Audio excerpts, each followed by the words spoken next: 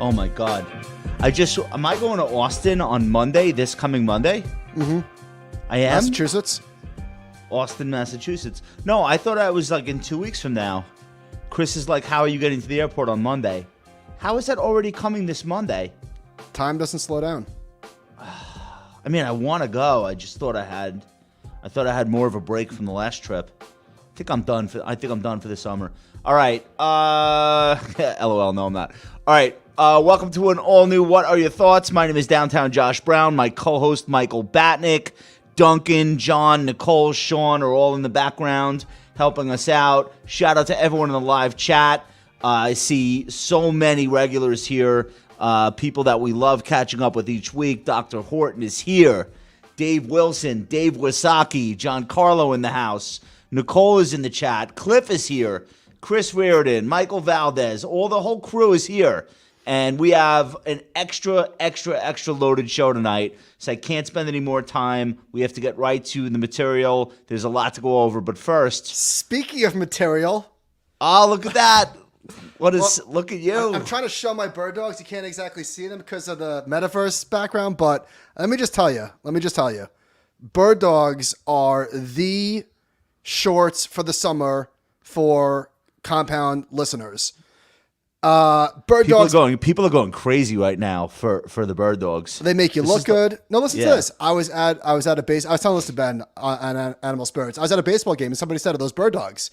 And they're not a podcast. They're not a podcast listener. So we started talking about the shorts, the length, making your legs look better.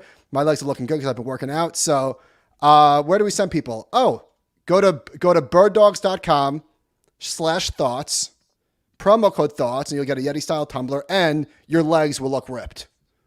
Make sure you use promo code thoughts, right? I said that. And the URL. Okay. No, I know. I'm just reinforcing what you already said. It's important. We want our sponsors to be happy. All right. They have good stuff though, guys. Go check it out if you haven't yet. Hey, Michael, what did you think of the Apple Vision Pro launch yesterday? Are you as bullish as I am now? Well, I think they got high on their own supply. All right. Say more. I think this might be a Techno Beaver call, and that's a Baba Booey reference for those listening at home, where I actually think this might be their first product launch in recent memory, or any memory, my living memory, that is not a commercial success. Oh, you're hating. What's that? You're hating. I think the product looks sick. Sick. Like, I want to try it, but I think for $3,500, with a 2-hour battery charge, I think a lot of people are going to think what I'm thinking and say, you know what? I'm going to wait for the second version or maybe the third version. I'm going to wait till prices come down. I'm so glad you said that. So there will be a cohort of early adopters that are ride or die by anything, but it's just too much money. So I think they got a little bit. I have the same take. Yeah. I have the same take, but I think you're missing the crucial aspect to it. Well, I didn't give you all my thoughts. I just gave you two. No, I know. I don't think they want to sell that many. I think they need to put this in people's hands to convince third-party app developers that this is really a platform worth investing in. And I think it's more important for them to get 250,000, 500,000 users of this thing just using it and see where is it going wrong, where are the complaints. Like, I don't think they want to sell 10 million of these. Well, guess what? They're not going to. And No as far as the production side, they might sell out because what if they only make 50,000 of them, which is possible. The first thing from a user point of view, the first thing that I thought of was watching a 100-foot movie screen on an airplane is going to be sick. That was the first moment I was like, oh wait, no, I want these. Because I was like making fun of the ski goggle thing just a couple of months ago. But then I thought about like when I'm trapped on a train or an airplane or just somewhere I don't want to be, that's what this is. This immersive escape. You could basically leave your own body and be anywhere. You could be inside your favorite movie. You could be sitting courtside at a Lakers game. That's gonna happen. Oh, dude, this is what it is. I mean, it's not walking down the street with a clunky thing on your face. That's not what it is. No, but isn't it funny that like this is the metaverse that everyone was hyped for and then stopped talking about? Yeah, no, Apple's gonna do it. Of course, we should have known. Put this tweet up. I liked it. I don't really. Laugh all you want. Everyone's retirement is riding on this. Pretty So good. I was thinking about how do they do this? Like the sound. I was like, but there's no air. How do they do that? So there's like side speakers that like direct into your brain, and then So it's two things. They're relying on the AirPods, but there are also going to be small speakers that are embedded in the frames of the goggles Josh, themselves. I don't think they're relying on the AirPods. No, I know they are. I know they are. No. That's not what they. I'm not speculating. You're gonna use both. You're gonna use both. You're gonna have very small speakers on the frames, but when you like watch a movie, you're gonna have your AirPods in. Okay. Well, anyway, also the hand stuff, like the camera's all over this thing to capture your hand movements so that you can like do stuff. It's like You can minimize. So this is the thing. This like, is the thing. What's Okay, the this Tom is the Cruise thing. movie? Oh my God, where he stops people from murdering people. God, I'm drawing a blank. Yeah. The precogs. Yeah. Minority Report. Yeah. So no, but it's like more than that. It's all right. So you have your hand. There's going to be hand gestures that we all learn over the next 2 or 3 years. Like we learn like how to manipulate things in front of us. I was saying today, like we're not going to be walking around with phones in our hands. It's going to be unnecessary. We're going to see the internet and hear it all around us. So the Apple is now going to basically induce this new form of behavior when we're doing things, interacting with our favorite apps, and then just turning to the side and there being another browser window of some other thing that you were working on, and then turning to this side and just being surrounded by the internet and inhabiting the internet in an almost physical way. Can they get virtually physical way? Can they get this into a pair of glasses and eventually into a contact Yeah. lens? So if you think version 4 is going to look like ski goggles, then you're not paying attention. Yeah, like it's as simple as that. All you have to do is think about the evolution of any of your favorite Apple products. Maybe the AirPods are the ones that have changed their form factor the least. Everything else has. Are we not brainwashed because they've delivered? Are we like seduced by Apple's brand? Like I think there's a combination of that, but they also deliver. Every time they roll something out, it blows you away, not just because it's the Apple logo, which is obviously a part of it. The product looks sick. But it's the iteration. It's the never being satisfied and never thinking that they have a complete product, whether it's hardware or software. And by the way, one of the most interesting things about yesterday was the fact that the headset is going to utilize the M2 chip. The M2 chip is slowly but surely becoming one of the most important pieces of silicon ever manufactured anywhere, and that's Apple's. They have figured out that in order to get to the next level with what they want to do, it's not enough to have Intel stuff and hardware, Which got whacked, by the way, yesterday. Yeah. I mean, they need to be able to do system on a chip. You can't have a delay with stuff like augmented and virtual reality because it can make people sick, like physically sick, their response to that kind of thing. So you almost need these things to be hand in glove. And so Apple kind of had to get into the manufacture of its own chips. So now they're also a semiconductor company. Right, but it's system on chip, and system on chip is replacing an area that normally would have been software. They're making the chip do some of the work that software would do so as to reduce the amount of latency or delay between things happening in the sequence that they need to happen. It's obviously more technological than the way I'm explaining it, but this is a really key stage in Apple's evolution where it starts producing its own silicon, purpose-built for its own hardware. I thought it was pretty telling when the audience giggled at the price point. Like, there's no way I'm not buying one at the first one. Do you think it's an audience of journalists? Yeah, I got it. That's not who's supposed to buy it. Do you think this was the most exciting product launch since the iPhone? I wasn't blown away by the iPhone, so I wasn't like, oh my god. I was like, oh, maybe I'll get one. I love my BlackBerry. I really wasn't. I'm being honest. All right, fine, but I know better now. Yeah, I think the fact that they're going to teach humanity a new system of gesturing. But that's what I'm saying. The watch is cool. The AirPods are cool. This is a whole new category. I think it's my personal opinion is that this is bigger than anything else they've done in wearables. And by the way, the wearable stuff, we're going to get to this now, has really snuck up on us all because none of it seemed really groundbreaking when it came out. The watch was looked at as a flop for 6 months, and it wasn't until probably version 3 that really took off. The AirPods, nobody really was freaking out over. Both of those things became $10 billion plus businesses on a standalone basis. So this to me feels bigger. It feels like a bigger moment because I think it has the potential to change the way we interact with the internet in a way that nothing else has so far. Even the phone, which is amazing, it's still a piece of glass. It's still a traditional screen. This feels like it's going somewhere else. But so they're calling this spatial. What are they calling this? A spatial computer. They're not calling it a headset. But it's a new I category. like face computer. I like. I mean, I know the Oculus is a thing. I know there are other headsets, but this is the first one that has mainstream viability. Obviously, not version 1, but All right, years. put up this chart. Apple almost got back to $3 trillion. That's only because they're buying back shares. Otherwise, it would be way past it. That's fine. When you go to cash in your stock at the end of your ownership, there's no asterisks. You just get the money. 2.82 trillion is a lot. It's a couple of good days away from an all-time record high. No, Josh. I'm saying the price is at a record high. No, I know the prices. I'm saying the market cap.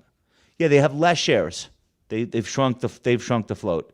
What else are we gonna do? Oh, this is Apple versus the Spider and the Qs. And it's just, I mean, not a bad run.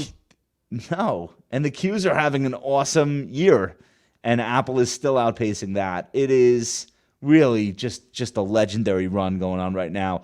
There was an analyst who downgraded it today, and he basically said, the headset is priced in. And I was like, how could it be priced in? Nobody even knew what it looked like. Nobody even knew what it was until an hour ago. Anyway, they say it's priced in. I don't buy it. What were we going to say about Berkshire? You tell me. Berkshire owned 916 million shares of Apple as of December 31st. They started buying it in May of 2016. They bought $1 billion worth. They now own $151 billion worth of Apple, and it is 46% of their overall equity portfolio. This is Warren Buffett's greatest trade of all time, I think. I don't even think it's in dollar terms, it's not even debatable. Has he ever had a stock that was 40% of his portfolio? I'm sure like in the 50s, but I don't know. I mean, Geico was a publicly traded company when he was accumulating it. A lot of people don't know that. It's actually but it was a distressed, I think it was a distressed holding. It's not like he bought Geico as like a blue chip, like when he was buying Apple. So I don't really know the answer to that. I doubt it would be my knee jerk guess. Let's put up the top 30 Berkshire investments. So, I mean, this is it. It's amazing, but he might have had his greatest trade ever within the last decade of his life. It's like bigger than the next 3. Yeah, it's not like these other positions are slouches. Like that top 10 are all stocks that he's made a lot of money on. Maybe save for Kraft. That one might not have been a huge winner for him. But you look at these other holdings. These are legendary positions. I mean, Bank of America was a legendary pickup for him. Let's do these analyst ratings on Apple. 22 analysts with buys, 6 with overweights. Let's call that a buy. It's the same thing. 12 with a hold. A hold, I guess, is like sort of a wishy-washy way of saying sell. There's only one actual sell rating right now, but this is where the street already is. So there's not been like a huge reaction after this presentation. And if you go back and look at the history of the Worldwide Developer Conference, there usually isn't. It's usually much more of a press event than it is a stock market event. What else do we want to do? Oh, can we do this thing about the wearables? This comes from the business of apps. Apple does not break out its other categories, so it's hard to know how much revenue to attribute to each product, but they put the Apple Watch, the AirPods, and Apple Beats as the 3 key products in this wearable home and accessories segment. And what you're looking at here is quarterly revenue from 2015. So you see those spikes are all the Christmas quarter, right? Yeah. But this is just an epic run for the fundamentals themselves. Next chart, Apple generated. This is showing it to you by year. This is annual revenue, and as you can see, this wearables category is now over $40 billion for 2022, and it'll be bigger this year. The next chart is, let's see, this is the watch. This is not in. I don't think this is in dollars. I think this is in units. That's units. Yeah, 54. They sold 54 million watches last year. When the watch launched in 2015, they thought it was a flop. It only LOL sold 8 million units. So the watch has grown in popularity. I probably got my first one around 2019. So AirPods, we said, is like a $10 billion a year business. Yes. That is roughly the revenue of Hershey, Royal Caribbean, Alaska Air, News Corp. It's crazy. Yeah. More than Hilton. AirPods. Just AirPods. Now, the thing is, you would never make that a standalone business because the genius of Apple is that all of these things interact with each other. My AirPods are talking to my watch is talking to my phone is communicating with my Mac. So they wouldn't be as successful if they were standalone. But your point is well taken. Each one of these individually is a massive, massive business. They think the watch is somewhere between $14 and $18 billion in sales on an annual basis, and that continues. That keeps going. Do we have this annual watch sales? We did that.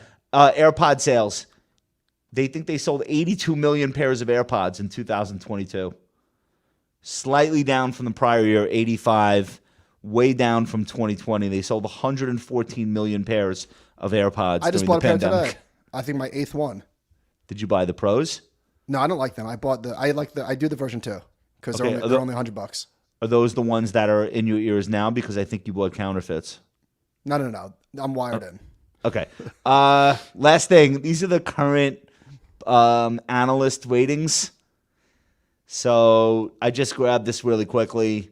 You see where the price targets have gravitated to? They're all high 100s to low 200s.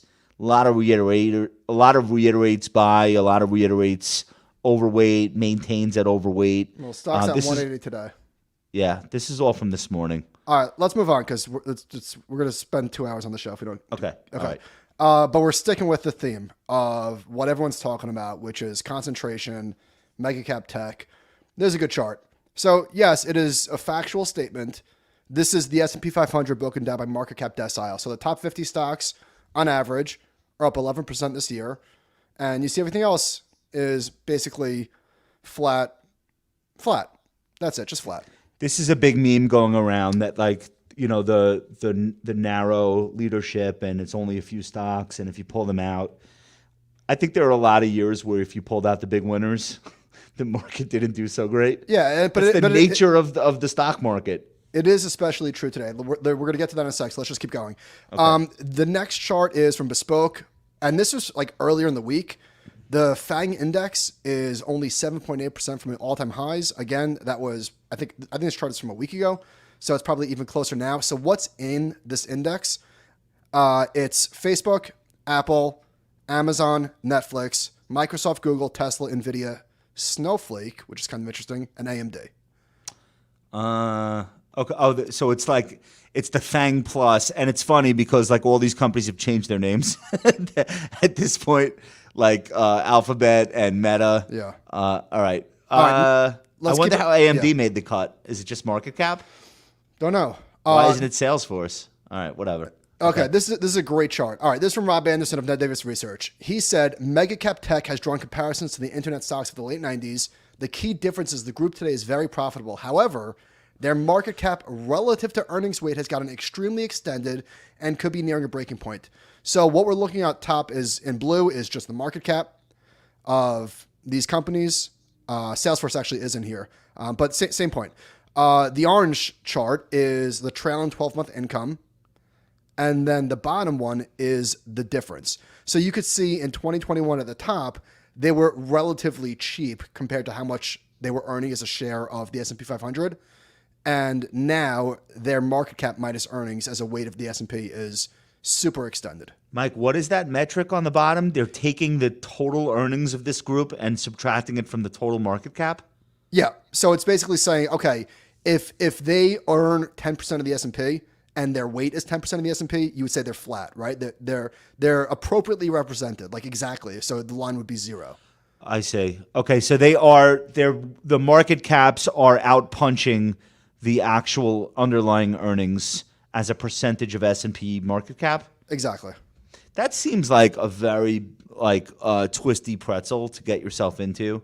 No, I don't think so. I understand the point that's being made there. No, it's saying, listen, theoretically, if you are 10% of the market cap weight, in a perfect world, you should earn 10% of the net income. Obviously, it doesn't work just like that. It's never worked that way. No, they're not saying that. But they're saying historically, this is a stretch to spin. That's all. Fact. And then what if like you then used a deflator on that and you said we're actually going to allow a little bit of room to account for the fact that these companies are probably growing faster they're than definitely the other not. companies. They're definitely they not. aren't all, but No. as a group, I think they are. They're definitely not growing faster earnings than they were in like 2021. No, growing Fact. faster than the S&P, not growing faster than themselves. No, I'm not saying this shows the end all be all. I just thought it was interesting. Let's keep moving. So this is the same thing from Liz Ann Saunders, showing the forward PE of this index in blue. Yeah. Versus the year-over-year change, which is unprecedented. So these stocks, as we know, have had a historic rebound, absolutely demolished in 2022, and just on an absolute tear. So let's get to the leadership part, because I think this is really, really important. The next chart I made, this is showing the 60-day return difference between the S&P and RSP, which is an equal weight. And as you can see, wow, look at this. It is a fact that the S&P 500 is massively outperforming the equal weight, right? This is just in the data. It's not controversial. The top decile is doing all the heavy lifting. So chart off, please. Intuitively, it makes sense that you would think, when these run out of steam, then the market's going to fall out of bed. But I was talking about this with JC and Straza today on their new show. Yes, if it's only a handful of stocks that are going up and the rest of the market is cratering, then the narrowing of breadth would be extremely... That's not what's happening now. But that's not what's happening. Yeah, the rest of the market isn't on fire, but it's not like everything's rolling over and the market is only being propped up. No, that's not what's happening. The market is up 11% or whatever it is, and all the gains are being attributed to the top 10. Fact. So does this portend doom? Historically, the answer is no. So we spoke about these with Kathy Wood, but I think it's important. I want to show the audience this. This is a great chart from Tony Welch.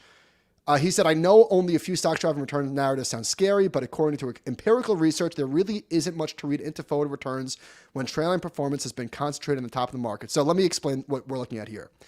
All the way on the left is lowest concentration, and said differently, when you have complete broad participation, right? Okay. We're all the way on the right side, which is highest concentration. This shows the 6-month forward returns. It goes back from 1926 to 1989, and then from 1990 to today. And so, yeah, it's true that broad participation is generally better.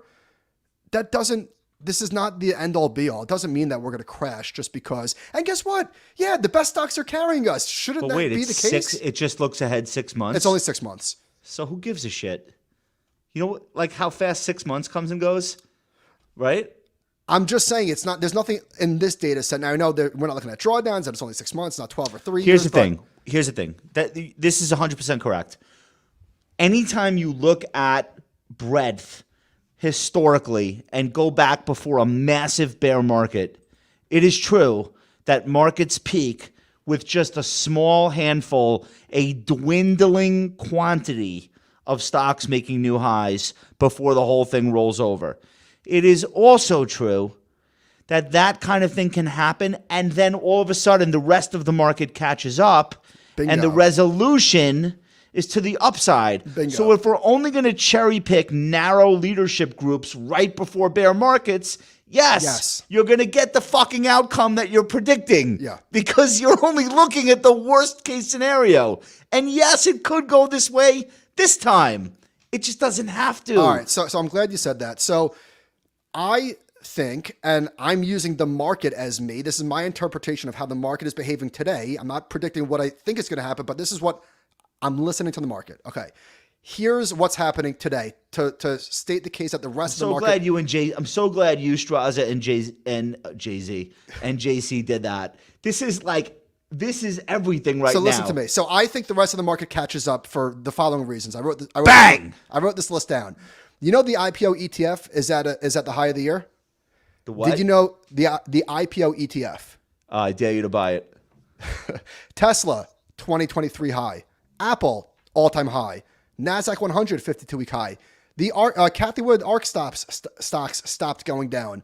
You had a huge move in the Russell 2000. It's at the highest level since the bank crash in March. Was JC screaming at you about the Nikkei? The Nikkei 33-year high. No, we didn't talk about that. Look at the ratio. Have you looked at the Nikkei? Look at the ratio of discretionary to staples, XLY, XLP, breaking out. You have the AI explosion that we're living through right now. XHB, the housing stocks at the highest level since March 2022. You have the VIX at the lowest level since the summer of 2021, which people might scream complacency. Okay, whatever. And the cherry on top, Josh, people are massively underinvested. So absent a market event that hammers us, which is obviously always possible, I think you got to think the bias is to the upside and people are going to chase. Oh man, it's so tough because a lot of people are really deeply invested in the ultimate low can't occur until the recession, and they're invested in the recession call. I'm sympathetic to that too. Yeah, totally. I'm not mocking anybody. And I'm not dismissing it. That seemed like the highest probability outcome. Getting through an earnings recession after 2 quarters did not seem like the highest probability outcome. And this AI thing, which I know it's juicing NVIDIA's results, I don't know if I believe it's going to be this huge boost for every tech company's earnings. But what if it is? The economists couldn't have seen that coming. Josh, we laughed. What do you want from people? We laughed earlier in the year about positioning. We spoke a lot about that. Positioning. Think about how bearish people were coming into the year. Retail, hedge funds, economists, strategists, everyone was on one side of the boat. And here we are on the other side. You know what the turning point was for me mentally? Like Steve Cohen 2 weeks ago, he's just like, what are you worried about the economy for? Look at this AI shit. And it's just like, oh yeah, look at it. By the way, Apple didn't even use the word AI. Or maybe they did. Like they're talking about machine learning. Spatial. What are they power their God. They're not doing chatbots. They don't give a shit. So there's a lot going on. So listen, I'm not all bulled up. I'm just saying that the market. No, I'm with you. The market. What's this last chart? We don't need to do this. It's the same thing basically. Do it anyway. Okay. I want to know what it is. This is from Belsky. The S&P 500 has averaged a 6.7% gain in the 6 months following MegaCap outperformance. So when you see at least 5 consecutive months for the top 5 stocks by market cap versus the S&P, this is what you get 6 months later on average. And 12 months later on average. Look at that. Holy cow. So not bearish. Narrowing leadership is not bearish. Okay. Perfect. Might be this time, but historically it's not. All right. Let's do this crypto shit. Basically, Coinbase has been outlawed from existence today. Like, I'm not joking around. That is basically all right, so let me read this. The Securities and Exchange Commission sued Coinbase Global in federal court in New York on Tuesday, alleging the crypto firm for years broke its rules. The regulator alleged that Coinbase, the largest U.S. crypto platform, evaded regulations by letting users trade numerous crypto tokens that were actually unregistered securities. They also accused Coinbase of breaking their rules with its staking service. The stock opened down 15%. Where did it close? Down 12. So not catastrophic. And I think the number one their bonds plunged.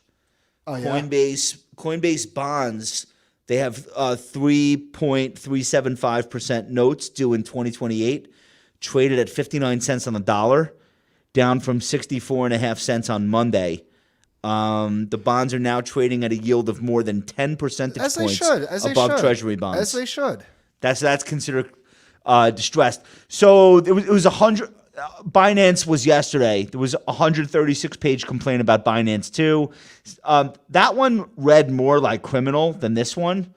And they actually pointedly, I thought, did not name Brian Armstrong personally and are not alleging fraud. Or maybe they are. And Josh, and just one quick point on the bonds. They were already killed, as they should, because the yield needs to reflect the credit risk. That's right. The Binance one seemed harsher than this one, but this one's still 101 pages. It's not a joke. But the Binance one, they named the guy personally, and they also have his ass dead to rights. They have internal messages where he is directing employees to take care of VIPs and move things around. And it's this is the coup de grace. The Binance CCO, in an email or Slack, said, quote, "We are operating as a fucking unlicensed security exchange in the USA, bro." Yeah, and the SEC tweeted that quote. Yeah. Which is very social media-y of them. But they have that guy dead to rights by virtue of his own words and actions. This one seems more like it's going to be a referendum in the courts, if it goes that far. What is a security?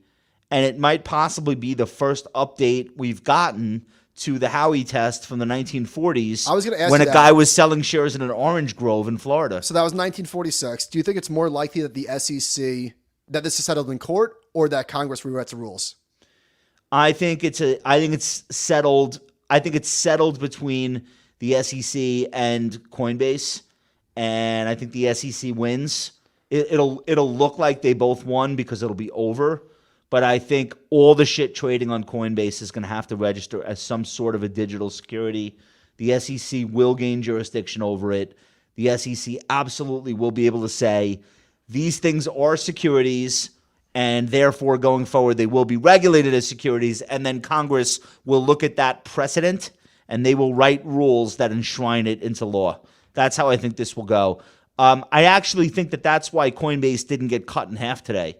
Normally, if you're a financial services firm and your regulator says basically you're outlawed or you're operating outside of the law, it's much worse than this. And also, this was highly telegraphed. Like everyone knew that they were under review. It was a Wells notice. Yeah. No. So after the close, SEC files motion to freeze cryptocurrency held by Binance US.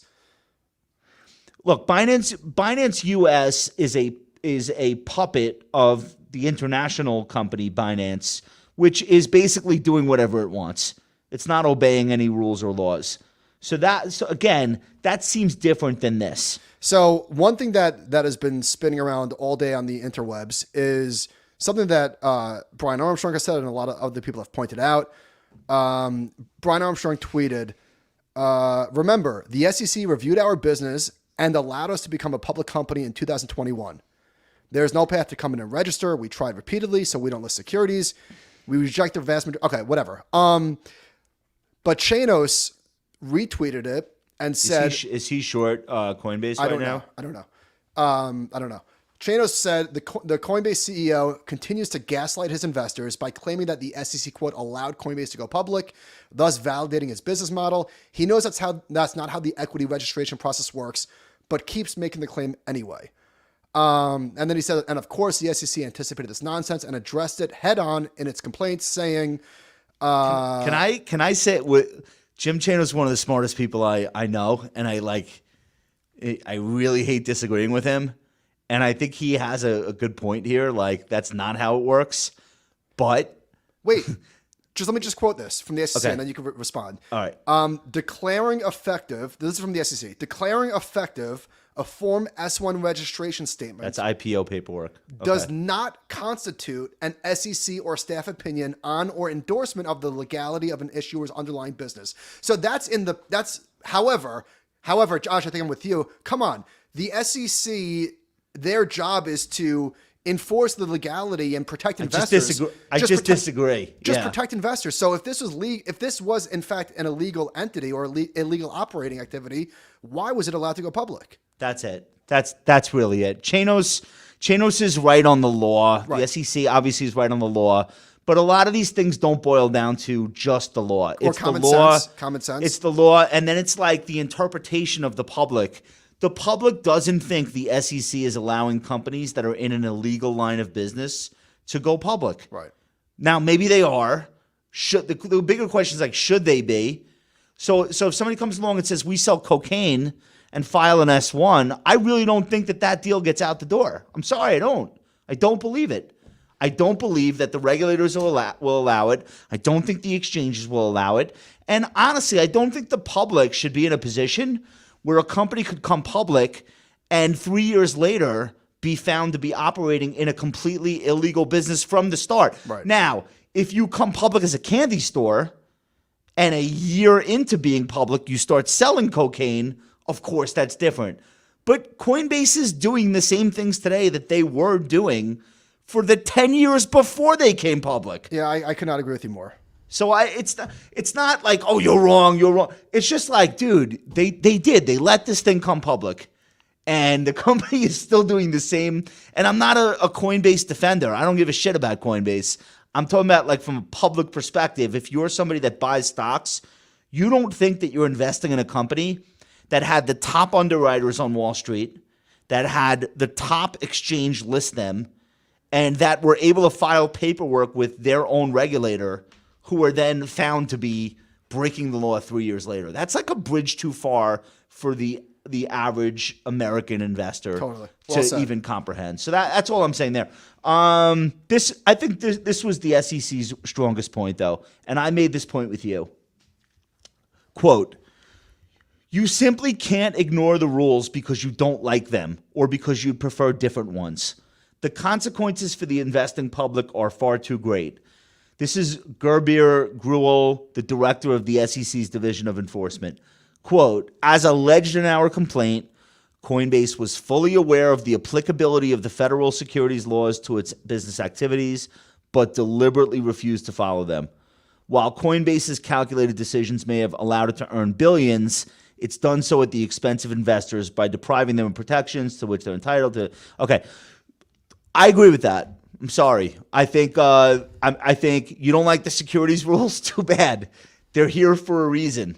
There's decades and decades of precedence. Just because you say something is a new type of investment and therefore it needs its own kind of clarity or special magical sit down, that doesn't mean that the lawyers who enforce our securities laws have to play along with your way of thinking.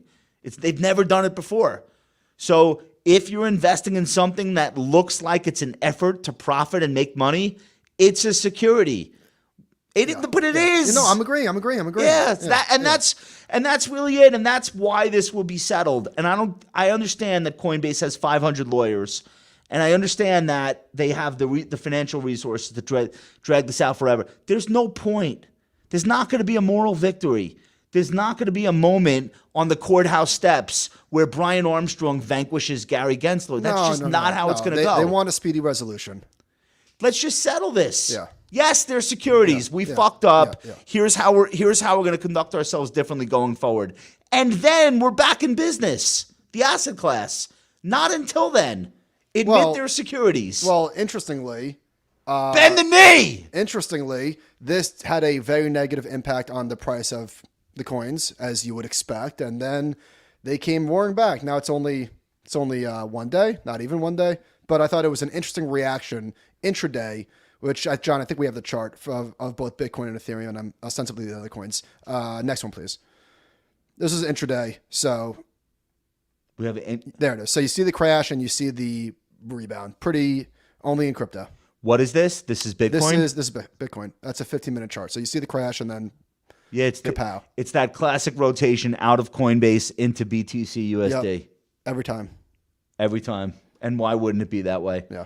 But anyway, this is a big deal. I think the reason why Coinbase wasn't destroyed is because I think they want their day in court the same way as the Grayscale guys. They want their day in court. I think like it's enough with the Twitter stuff. It's time to get like a ruling. And even if it's a worst case scenario for Coinbase and they have to be regulated like they're Charles Schwab or something, if that's the worst case, it's probably better than limbo, which is what we're living through now, right? Yes, sir. Can we move on, or you have anything else? No. All right, let's talk about the economy. I rest my case. Good, well done. Okay. Crypto court is adjourned. Great tweet from Vincent DeLuard. He said, quote, remember how the regional banks crisis, Fed hikes, and commercial real estate would cause a huge recession in Q2? Turn it off, please, for a second. He said, Atlanta Fed GDP nowcast is at 2%, up from 1.6% to Q1. And economists keep underestimating payrolls, job openings, earnings, and retail sales. Chart back on, please. So this chart is showing on top it's non-farm payrolls, job openings, then average hourly earnings, and retail sales less auto and gas. And what this is showing is every month. It's every month, reports? and it's showing it's consensus minus actual. And when it's red, you see that consensus is below actual, and so there's a lot more red than there is green. So economists, everyone continues to underestimate. Wait, so red is when things are better than expected? Correct. This is very confusing. I don't like this chart. Well, it's consensus minus actual. So when it's good information. I don't like the visual. When they're red, they're behind. Atlanta Fed GDP now, which is a real-time estimate of where GDP is going to be. I mean, there you go. Not budgeting. What's the blue chip consensus? This is like Wall Street analysts, Wall Street economists. Yeah, I guess. I'm not exactly sure what comprises that. So they've been leading the whole the Fed GDP now estimate has been leading the pros the entire time. The entire time. This spring. Jan Hatzius from Goldman. He told CNBC after last week's job numbers, which blowout, there was a chance he could cut his recession odds. Today he does it. This is from Carl Quintanilla saying, quote, we have become more confident in our baseline estimate that banking stress will subtract only a modest 0.4% from real GDP. So the red line is the 12-month probability of a recession. That's the Bloomberg consensus. And the blue line is where Hatzius and Goldman are. And you can see they took it down. So the bottom line is that services held up and manufacturing just never got terrible. And inflation is coming down and people aren't getting fired. Like I couldn't have told you that in advance. So I'm just like, I'm money morning quarterbacking, but like that's what the consensus is going to be. Like, why didn't we have a recession that begun in 22 and carried forward into 23? It seems so obvious. That's the reason why. This was an interesting chart from Schwab, the cardboard box recession indicator. You see that every time we've had the last 3 times that there was a recession, this line, the year-over-year shipments of boxes crashed. We're there today again. I don't know if this is just complete noise, but oh no! And our whole economy runs on cardboard. I mean, it kind of does. Kind of does. Well, I know there's a lot more digital shipments now, obviously, but yeah, still, we've had this conversation where semiconductors are the new transportation index. Probably your best call ever. I still think that's enforced today. Just think about how much of your day is spent doing things that involve semiconductors versus opening up boxes. Well, actually, that last chart is a great example of how much different things are today, potentially. So yeah. The economy is different today. You're right. Next chart. Next topic. Think about it. It's a cardboard box index. What if we did an index of like horse feed? There was a time when the economy went on horse, like literal horsepower. Things change. I wanted to walk you through the best performing stocks of the year so far. Let's put this table up. A couple of things jumped out at me. Wanted to see what your thoughts were. Obviously, there's a lot of tech in here, and tech is. We're going to get to the sectors in a second, but NVIDIA up 165% year to date. Still eye-popping to me. Still incredible, but Meta is not that far behind. Meta had a really great setup. It was completely destroyed last year, and then they started to wow people. AMD is not that far behind, up 90%. Now you have 2 cruise lines in the top 10. Very interesting. Let's put that cruise line chart up real quick. This is Royal Caribbean in purple, Carnival in orange, and I put the XLY in blue just for the hell of it. That's consumer discretionary. So consumer discretionary is having a great year, up 23%, and then look at these two just pulling away from reality. I had no idea that RCL was on such a tear. It's going vertical. RCL is not far from its pre-pandemic. Did they get into high. AI? it's an AI cruise. Look, can I just tell you one thing? These are not large market caps, and they survived probably a worst case scenario. I think they got big cash infusions from the Middle East and stuff like that, but whatever. These equities weren't crushed to zero. They made it. So what's the bear case? Like, people love these stupid cruises. Man. They're never going to stop going on them. Never going to stop. The stock. So well, I don't do. Which one was this? Cruises. This one fell. Did it fall 90? I mean, these were the epicenter of the pandemic. Go back to the top stocks real quick. Let's just finish this up. You got a whole bunch of like chip stuff on here. Obviously, Lam Research is on here. Which How about is Pulte? Semiconductor How about equipment. Pulte? Who saw that coming? Another So 52 not week me. high. Another All 52 right. week high. By the way, did you know that Salesforce CRM was the 7th best performing stock in the S&P? Did you know that GE, the 6th best performing stock this year? I had no idea. I almost bought Salesforce early in the year, but I just thought that they were going to be like really vulnerable to the layoffs that never came. Alphabet is the 16th best stock this year. It's up 44%, $160 billion market cap. $1.6 trillion market cap. It's a 28 PE again. I didn't realize ServiceNow is that big. $100 billion market cap. ServiceNow is a huge company now. Fortinet, FTNT. This is a new one. It's got to be a new one. To this maybe not to this market cap size, 56 billion. Oh, Josh, it's a big stock now. We were just about to look at all the software names. Alex Rubalcava tweeted, software companies are now trading at levels where you can consider the IPO market to be viable. If prices hold, I think we'll see S1 filings in the next 100 days. We spoke a while ago about if the bull market is back, you're gonna need to see IPOs. Oh, they're coming this summer. It's the IPOs have been shut off for over a year. I saw two announcements. It's a very long stretch. I saw 2 announcements after the bell. Let's do this real quick. Sectors. So this is like after 5 full months and a few days into June. This is where we are. Tech is up 33.5% on the year. Energy, which was last year's darling, is -8%. That's how it works. Like, it's usually not this extreme, but tech was the worst last year. Energy was the best. And this year they flip-flop. Get used to it. It's not supposed to be easy. You don't just get one trend and then ride it for your whole career. It's just not how it goes. Sorry. Industry groups. Shit is hard. This shit is hard. So, tell me on January 1st how many people got this right. Because this is what active managers largely claim that they're able to do. Pick the biggest winners in the hottest sectors and do it on a repeatable basis. Did you have automobiles leading the parade this year? How much of this is Tesla, which is up 80% year to date? Jeez. I don't even. Is that even in the automobile group? I don't even know anymore. Well, because Ford and GM are not really up a lot at all. Ford's up 10%. All right. So GM's Nvidia is in the semi group, and Meta's in the interactive media with Alphabet and probably Netflix, I'm guessing, are in there. So that's that. Apple must be in this technology hardware group.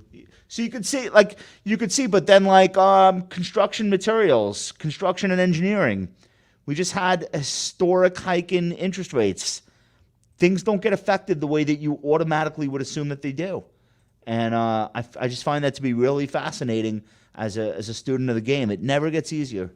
Ben sent me a chart earlier. America is undergoing a factory construction boom. If you look at real construction spending on manufacturing, it's like going vertical. That's deliberate. It's onshoring, and there's big government programs, the Inflation Reduction Act, the CHIPS Act. We don't want to be in a situation where we rely on overseas supply chains for everything under the sun. So that's a pretty deliberate political choice we've made, and I think it's helping. I think it's helping the consumer economy. There's a lot of people working at these facilities that are being built. Hey, what do you think? What do you think? What is the bull case right now? I mean, the bear case. I'm sorry. The bear case is a credit event. The bear case is something goes wrong in commercial loans or asset-backed loans or something where there's a liquidity mismatch and people need money all of a sudden, and the Fed stays tight and something blows up, which triggers something bigger to blow up, and then you have that is the. That if we don't any longer think we're going to get a 20% drop off in earnings, which I don't hear anybody talking about, the bear case now is a credit event. Yeah. And it's not inconceivable. No. Could happen. No, it's not. Okay, let's move on. All right, they're dumping buildings. So this is the headline from the Wall Street Journal. Office owners dump lesser buildings. That's very important. Quote, lesser buildings for whatever they can get. All right, RXR defaulted. I'm going to do a lot of reading, so forgive me. RXR defaulted on the $240 million loan on its 33-story office tower in Lower Manhattan. The developer, which owns and manages dozens of commercial and residential properties in the New York City area, has said it will turn over ownership of the office tower at 61 Broadway to whoever buys the defaulted debt. The mortgage is going to go, it says it's going to go for about half the $440 million valuation of the building in 2016. Another one, Silverstein Properties, has agreed to sell a 20-story office building on Fifth Avenue for $105 million or $66 million less than they refinanced the building for in 2020. This one's on our corner. Oh, that one? Yeah. Bryant Park. Okay. It's not on Bryant Park. It's near Bryant Park. I think I know the one. Blackstone, same thing. I mean, it's an old piece of shit building. Listen, this is going to be, what is this? One Liberty Plaza. So again, that was important in the headline, lesser buildings. So, but here's the coup de grace.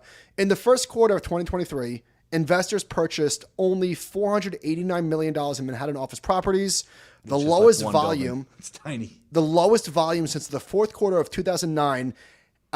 Volume for comparison in the first quarter of 2022 was $5 billion.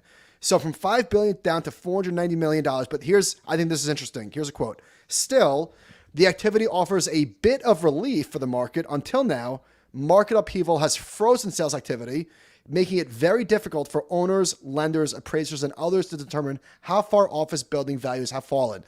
Put a pin in that because I'm going to make the case for just this. But then also San Francisco, which is also not I guess this doesn't look very good. I think you need to burn those buildings down. Another bit of bad news for downtown San Francisco arrived Monday. The investment firm that owns the Hilton San Francisco, Union Square, and Park 55 hotels is walking away from its debt. And this is the largest hotel in San Francisco, occupying an entire city block. I mean, honestly, who the hell is flying to San Francisco and staying in a hotel in the middle of the city? Like it's so intuitive. The mayor just did an about face, London Breed. She was a defund the police person. Now she's like, oh no, wait, actually, we're going to add 200 uniformed police to the force this year. Good idea. All hell is breaking loose there. And even if it weren't, the narrative is so bad that there's nobody coming. No, there's no business travel. There's no leisure travel. It's a shame. It's a beautiful city. Everybody loved traveling to San Francisco in the pre-times. That market, you're going to see office buildings clear there. Oh, by the way, it's the work-from-home capital of the universe. These people are happy to watch their city burn so long as they don't have to show up there and spend any money or spend any time in those buildings. So I think that market's going to have to clear. By the way, I don't think it's a crash. We talked to Dror Poleg, who knows a lot more about this than us, and he was basically explaining how commercial real estate is one of these markets where everyone involved has a huge incentive to pretend. And that pretend and extend, stay alive till 25 is the new thing that they're saying. Like, that's what's going to predominate. So you're not going to see this waterfall where all of a sudden everyone clears out their buildings at once. It's just going to go on for quarters and years. And it's going to be a tough place to make a living. And now, office real estate. And now I am going to make the case for SL Green. You love this piece of shit. You really do. Which is going up? Which is a stock that I own, and I bought more of, I think, 2 weeks ago. All right, here was my bull case. And this is not like a long-term, this is going to be a trade. Okay, chart on, please. Great day today. Yeah, it looks good. All right, so what I saw on the volume, this is a weekly chart, was just an absolute pukage, like complete and utter puke. Yeah. Look at that volume, right? Nailed it. Okay, so that was my thesis. Next chart, please. This is a daily, so this shows where it closed today. It's the highest level in a couple of weeks. Mike, what was that low? Was that 18? When was the low, or what was the price? At late March low. What? 20? I'm looking right now. The low was right around where I bought it. Not to break, no big deal. Was like $19, $20. So are you a seller if it gets back there? Oh yeah. No. If it breaks down, I'm going to sell for sure. Okay.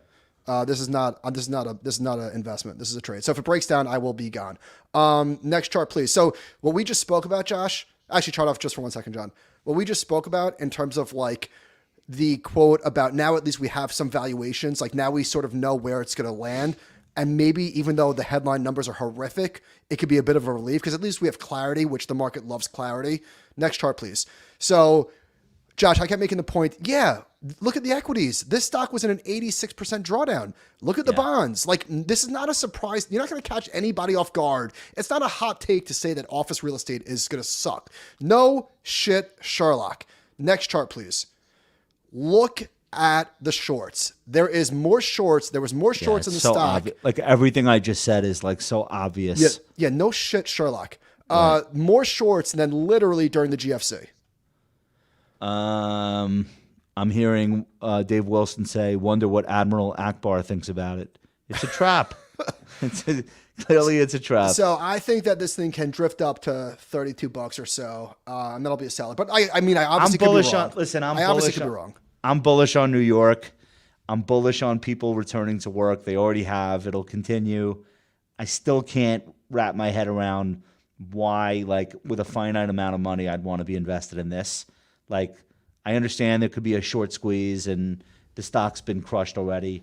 I just feel like I don't want to be invested in. That's what makes a market, my friend. Different strokes for different folks. No, but listen, I'm rooting for it. But also, like prime real estate in New York, the numbers aren't like catastrophic. It's not like not every building in this portfolio is prime. You should know that, and you should also know that ultimately there will be refinancings. They're probably not going to puke up all their properties. They don't have to, but they are going to have to refinance, and some of that will involve dilution. I can't imagine the share count remaining steady or the dividend remaining where the market seems to think it's going to be. Dividend? No, I'm only teasing. Yeah, we'll see. We'll see. But you're right. That's why this market. All right, I'm going to hit you with a mystery chart, and we'll get out of here. What I'm showing you is an equity. I own it. I like equity. And it's well, wait a minute. We don't have the market. Guys. All right. This is a stock. And it's my fault. I vetted this, and I didn't notice there weren't any numbers on it.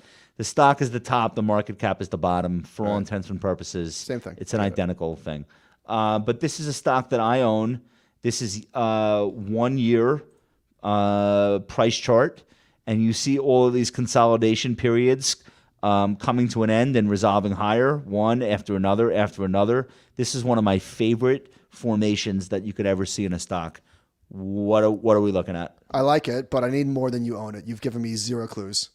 Okay, it is a technology company, consumer-facing technology. I know what it is. And it is. Oh wait, no, I don't. I thought it was Oracle. It's not Oracle. What is this? Can I get one more clue? Got some people in the chat that seem to know. Can I get one more clue? It's a technology stock. Can I get a little bit more? No. Okay. All right. Did I win this round? I mean. It's a technology stock that reveal. Oh yeah. I feel like you should have gotten this. Yep, I should. No, what we should have done was had the numbers and not the tickers. I don't know if that would have helped. But credit to you. I've been bearish on Uber. Like but technicals looked great when you pitched it, and they look even better today. Chart back on. You understand where this is going, right? Well, please tell me, oh genius one. Surely you must understand that this is $100 billion market cap. Don't call me Shirley. Okay. It's at 80? Yeah, okay. Like, if you're telling me ServiceNow is $100 billion, or you're telling me Fortinet is $50 billion, like, this is now a profitable company. It's not maybe we'll make money. They're making a lot of money, and that's going to expand in the years to come. Revenue is still growing. I think the platform is unreplaceable. I think they beat Lyft into submission. Lyft is dead. Yeah. So they own their market. They have greater than 50% market share in every region they exist in. I think this is like the next big platform. They have 130 million users. To put that in perspective, we think Amazon Prime has 200 million. So this is like in the same ballpark as an Amazon Prime in terms of its user base. This is the classic, I can't buy it now. Stock it's up too much, that's going to go higher. And not eyeball users that are contributing revenue. Like, how many times people doing business. How many times do we use it? All the time. All day. Everywhere I go. I can't stop using it. So I think it's going You have an Uber problem. I do. I'm a big Uber guy. Okay, listen, guys, we appreciate you showing up for the live. Thank you so much. Get a pair of bird dogs. Get a pair of bird Wanted dogs. to remind everybody, visit our sponsor, Bird Dogs. It's birddogs.com/thoughts. Make sure you go ahead and like this episode. Please subscribe if you have not already. Tell your friends about the channel. Tomorrow, an all-new Animal Spirits podcast in the morning, video in the afternoon, and an all-new Compound and Friends at the end of the week. We love you. We miss you when you're not here. Have a great week, and we'll see you soon.